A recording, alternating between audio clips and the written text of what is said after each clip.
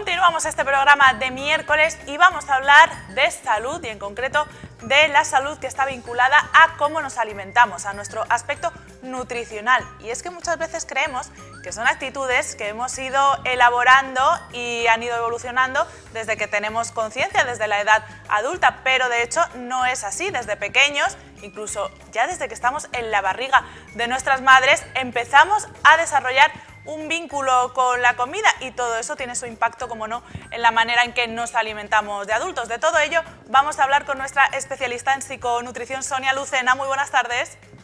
Hola, buenas tardes a todos. Vamos a hablar de cómo nuestra educación influye en nuestro comportamiento nutricional, ¿no? En cómo nos alimentamos. Sí, totalmente. Nuestra educación, nuestra crianza e incluso cómo nos vamos desarrollando desde la tripita incluso de mamá, ¿no? Porque llegan a mí en la consulta muchísimas mamás y papás preocupados por sus hijos, ¿no? Mi hijo come fatal o mi hija no come prácticamente o tiene unos hábitos muy malos, comen comida basura, a deshoras, no tienen orden en su comportamiento a nivel nutricional, de vida, de sueño. Y claro, a veces es como me llegan ya, tiene 12 años, tiene 11 años, tiene 13 años. Y es como si el niño de repente por generación espontánea se hubiera convertido en otra cosa, ¿no? Como los gremlins, ¿no? Que a partir de las 12 se mojan y ¡zas! Se convierte en otra cosa, ¿no? Pero esto no es así. Esto es un proceso que va desde, ya comentábamos, desde el momento de la tripita de mamá y que según va avanzando la edad vamos viendo el resultado de esta crianza, de estas enseñanzas, de estos aprendizajes y por eso hoy vamos a intentar ayudar a aquellas familias que se estén planteando tener hijos, que estén embarazados o que ya tengan bebés o niños en sus primeros años o etapa de vida. Además, estas alarmas que suelen saltar alrededor de los 12 años en la pubertad, también en la adolescencia, y entonces muchos padres tienden a pensar que es un comportamiento que de repente eclosiona, lo entienden así y no lo entienden como que es resultado de algo que se lleva gestando desde el inicio, ¿no? Y muchas veces hay que hacerles entender a los propios padres que ese comportamiento es un resultado que ya venía desde antes elaborándose, ¿no? No es una cuestión, como tú bien dices, de que por generación espontánea de repente tu hijo o hija tenga este tipo de relación o de comportamiento. Exacto, a partir de esta edad, como tú comentas, de la preadolescencia, el niño va a reafirmar su personalidad, sus gustos, sus disgustos, lo que quiere hacer y entonces es ahí cuando ya encontramos esta, entre comillas, rebeldía o Claro. asentar su personalidad ante los demás y entonces es cuando nos damos cuenta, pero esto ya viene, como hemos comentado, desde mucho antes. Desde mucho antes y tan previo como el momento en el que estamos en el vientre materno. A partir de ahí ya todos sabemos que nos alimentamos a través del cordón umbilical de nuestra madre y eso ya implica una manera de relacionarnos con la comida, ¿no? Sí, claro, totalmente. El bebé está en la tripita de mamá y no hay ningún problema. Ya sabemos, y esto es algo que todo el mundo conoce y nadie cuestiona, que el consumo de sustancias, tanto antidepresivos, calmantes, sustancias tóxicas, drogas, etcétera, afectan directamente al desarrollo del feto. Pero ya está más que demostrado, súper contrastado con estudios científicos longitudinales, que lo que la mamá consume, lo que come durante el embarazo afecta, ¿no? Entonces, dietas ricas en azúcares, grasas, alimentos procesados, etcétera, durante el embarazo van a llevar a que los niños tengan más probabilidad de desarrollar problemas de hiperactividad, déficit de atención, deficiencias cognitivas, etcétera. Entonces, durante el embarazo, también el estado anímico de la mamá, si está muy nerviosa, si ha tenido problemas, traumas, etcétera, también va a afectar a este desarrollo. Pero la alimentación sí que afecta y mucho, como vemos, durante el embarazo ya. Bueno, y la alimentación es que en ocasiones durante el embarazo nos deja episodios en que la madre tiene los llamados caprichos, que suelen ser de tipo alimentario. Entonces, pues y fíjate que los caprichos no suelen ser que te dé un capricho de comerte un plato de garbanzos o un tomate, suelen ser cosas bastante hipercalóricas. Bueno, hay de todo, ¿eh? Yo tengo madres que se han vuelto adictas a la zanahoria en el embarazo o otro tipo de alimentos pues eso por que lo son menos muy sanos. Claro. Sí, pero sí es verdad que normalmente se demandan azúcares, ¿no? Y esto también pasa por este proceso hormonal en el que se desarrolla el embarazo, que nos desajusta un poco y también nos toca mucho las emociones. Y esto va a hacer que demandemos estos productos. Pero al margen de esto, Sí. tener claro que no pasa nada porque en un momento puntual tomemos un helado, un dulce, algo que nos guste, pero sí tener claro que los alimentos no tienen que ser procesados y que tienen que ser sanos para que nuestro bebé no tenga estos problemas que después se desarrollan y se detectan en la edad infantil e incluso en la adolescencia. Vamos a hablar ahora de qué ocurre ya una vez nace ese bebé, ya tiene que alimentarse de manera, vamos a decir, autónoma, en el sentido de independiente del cuerpo de la madre. Y entonces ahí continuamos con estas cosas que van cimentando la relación de nuestro hijo o hija con la comida. Aquí hay algo, un hecho indiscutible, y es que cuando el bebé nace ya tiene, entre comillas, que ganarse el pan, ¿no? Sí. Él ya demanda él ya demanda cuando tiene hambre, llora, ¿no? Ay, está llorando. Y ahí normalmente las mamás nos planteamos, ¿tiene caca, tiene pipí o tiene hambre? Claro. Ya por la hora también somos conocedoras de lo que está pasando, normalmente tiene hambre. Entonces, ¿qué pasa con el bebé? Pues lo cogemos, lo acercamos, ¿no? Al pecho, si va a tomar pecho, o al bibe, pero siempre en los bracitos de mamá o de papá. Por lo tanto, lo que relacionamos es, tengo una demanda emocional porque este llanto pues produce una crisis, una necesidad emocional, y entonces ¿cómo se palia esto? Pues con mimos y con comida. Además, esta comida, que es la leche materna o el bibe, son grasas y azúcares principalmente. Entonces el bebé relaciona y empieza a vincular la alimentación, los alimentos dulces, con esta cobertura emocional de necesidades. Y esto además se va alimentando a lo largo de su etapa infantil y más adelante, ¿no? Te portas bien, chuche, te lo comes todo, postre. Ay, el nene o la nena que ha probado todo, qué guay, nos vamos al McDonald's.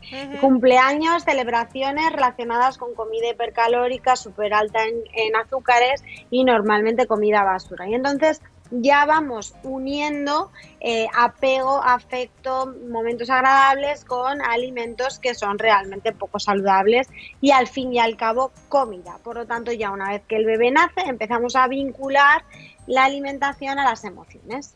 Claro, pero lo que has comentado del bebé que se pone a llorar porque no tiene otra manera de expresarlo y se le da ese apego y la leche, ya sea de pecho o de biberón, ¿no es intrínsecamente malo en tanto en cuanto qué vas a hacer? O sea, se pone a llorar porque a lo mejor quiere comer y no le vas a privar de comer, ¿no? Eso sería un poco cruel. Y no le vas a dar una zanahoria, porque hay que darle leche. Entonces, ¿cómo lo haces?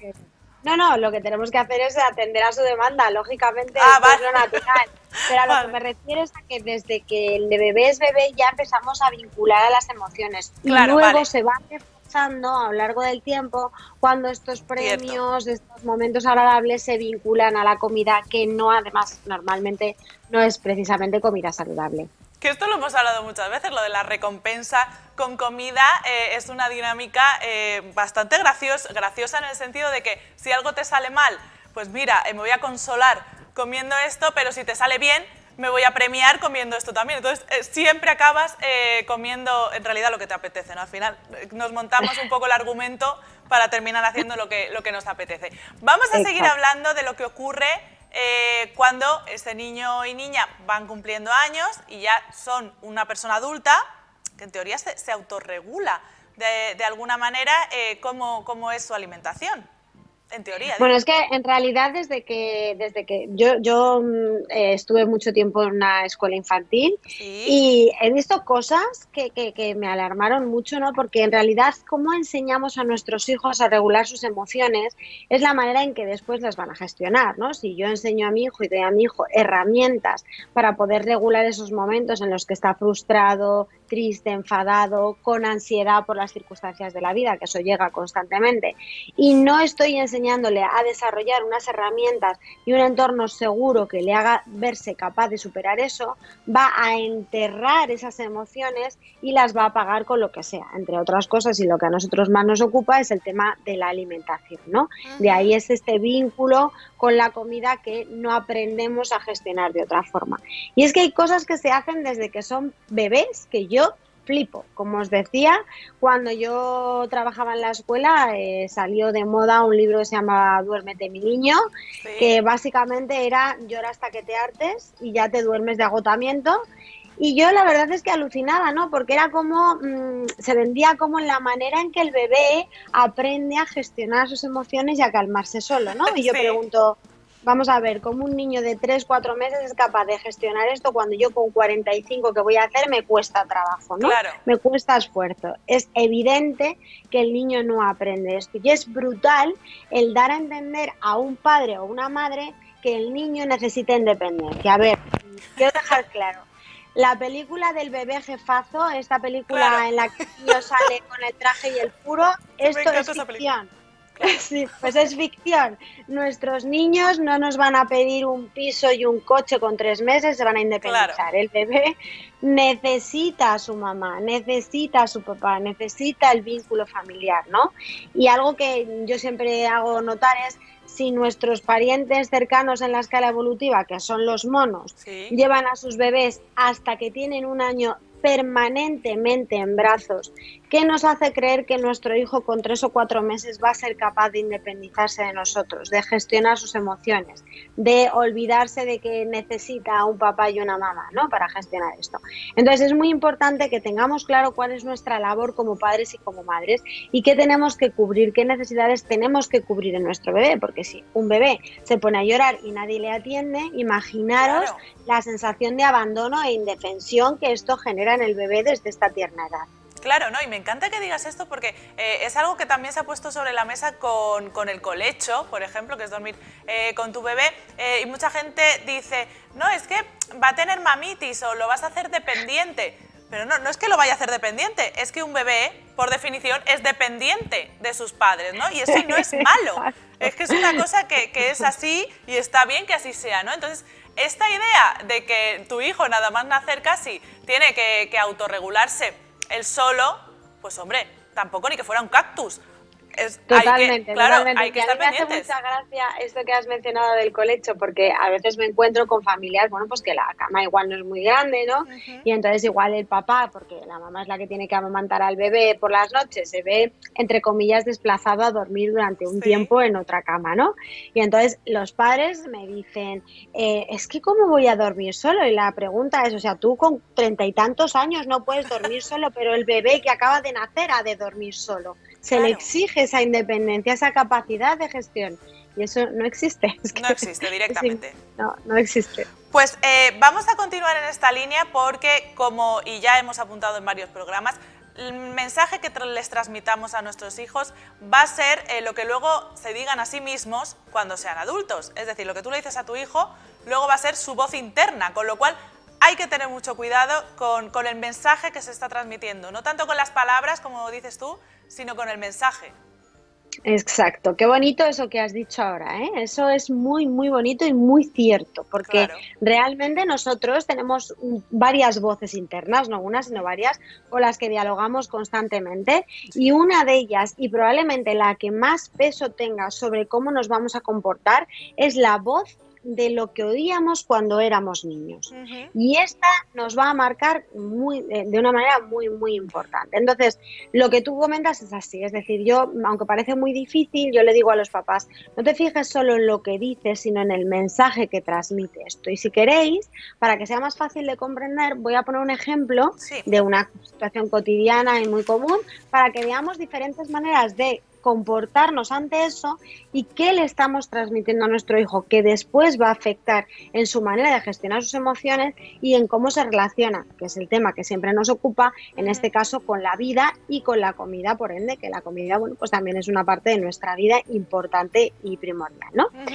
Entonces, el caso será, llega nuestra niña de 4 añitos, por ejemplo, Sí. llorando porque ha estado jugando en el jardín, se ha caído, se ha hecho una herida en la rodilla y entonces entra llorando, ¿no? Entonces esta mamá, vamos a poner mamá, por ejemplo, que puede reaccionar de varias maneras. Entonces vamos a ver diferentes ejemplos. Por ejemplo, el que no te preocupes, mujer, si eso no es nada, ¿ves? Si no es nada, Sí. vale. El no es nada, para empezar, es un mensaje incierto, porque sí es. Sí es. Es Claro. decir, y para ella, una niña de 4 años, es muchísimo. Primero, se ha caído. esto le ha generado una inseguridad, ¿no? Cuando ya empiezas Sí. a coger seguridad en ti misma, camino sola, voy fenomenal, de repente, zasca, me caigo. Y Ujú. además me he hecho una herida que además me duele. Me está doliendo en la rodilla y me está doliendo en el corazón. ¿Por qué? Pues porque es como no he sido capaz de hacer esto, ¿no? Y entonces viene mamá y me dice, no es nada, esto no es nada. Realmente el mensaje que le estoy mandando a mi hija es, cuando te pase algo, obvíalo, no es nada, no lo atiendas, ignora esa alarma. De modo que cuando yo tenga un dolor emocional, Ujú. cuando esté preocupada, cuando me duela algo, voy a desatender eso. Voy a entrar en lo que yo llamo piloto automático, modo robot. Ujú.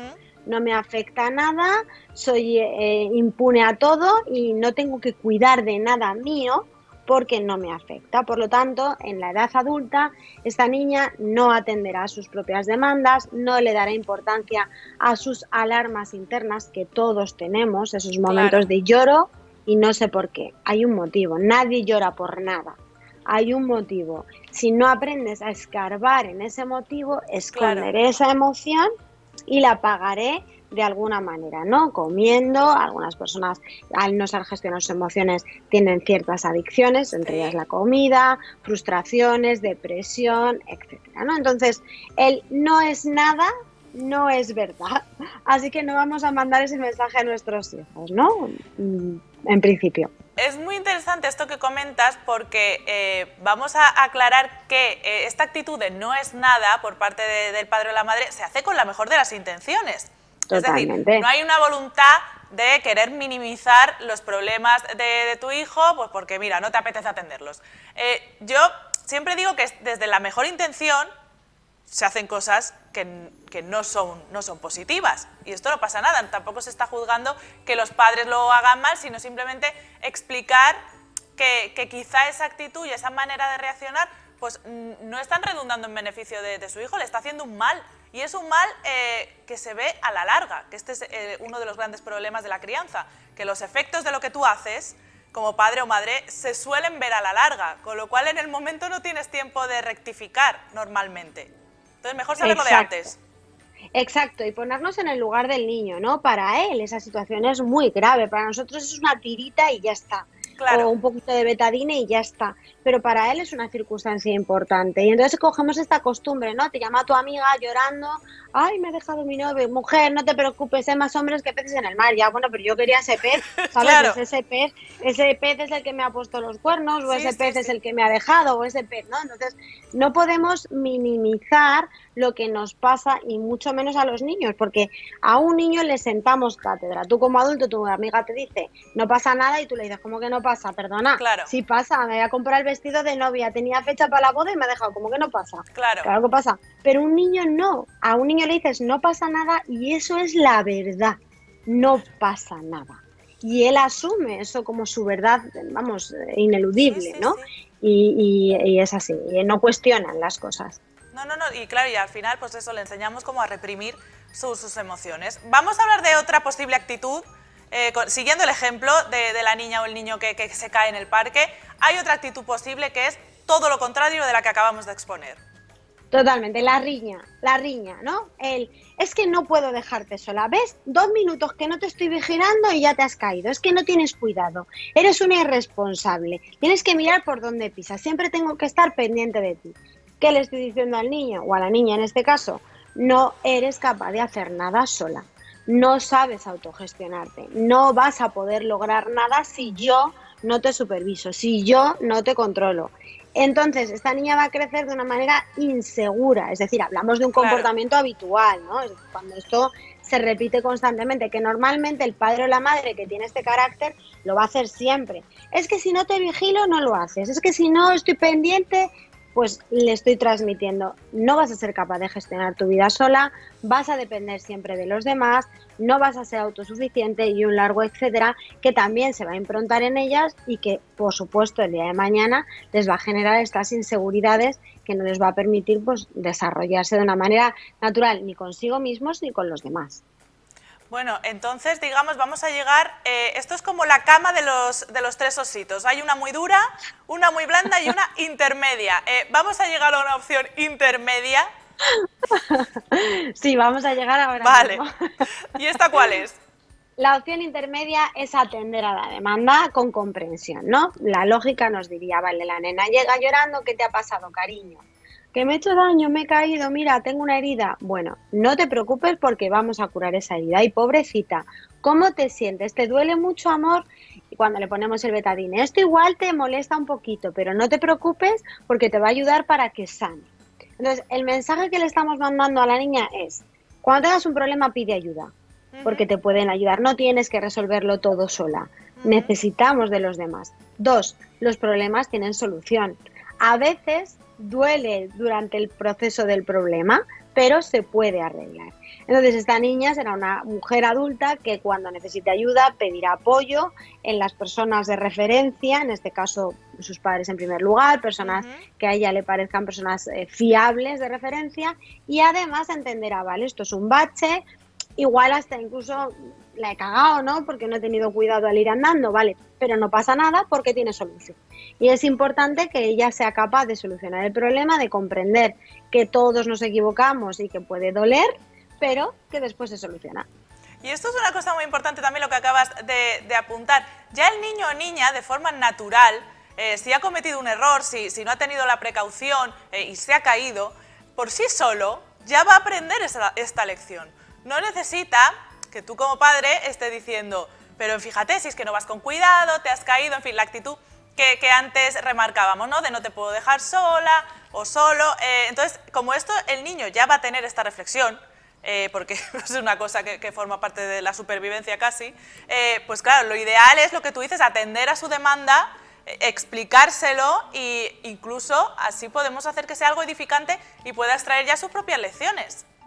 Lógico y constructivo, Claro. y que le dé confianza. Puedo solo, yo aprendo de mis errores, pero en el supuesto caso de que no pueda, puedo contar con personas de apoyo que no me van a reñir, que no me van a martirizar, no, me van a apoyar, me van a ayudar, me van a acompañar y yo voy a poder con esa situación y lo voy a solucionar. Bueno, pues desde luego que, si te parece, lo vamos a dejar aquí con estos ejemplos que hemos puesto de posibles reacciones, cuál es la más recomendable. Así que muchas gracias, Sonia Lucena, por haber estado esta tarde con nosotros y por todo lo que siempre, aprendemos. Un millón de besitos. Chao, feliz día. Pues la verdad es que aprendemos muchísimo con Sonia y ahora vamos a continuar aprendiendo, pero en este caso de lo que podemos hacer en nuestro tiempo de ocio, también con nuestros niños, niñas, y en fin, con todo el que nos rodee si queremos ir a la isla de Tabarca, porque aquí tenemos mucho que encontrar y sobre todo en esta época de verano, esta época estival, ya empiezan a llegar los turistas a la isla y nosotros queremos conocer más detalles que podemos encontrar en esta parte, en este barrio alicantino. Así que de todo ello vamos a hablar con nuestra experta en la isla de Tabarca, Teresa Sepulcre, después de una breve pausa.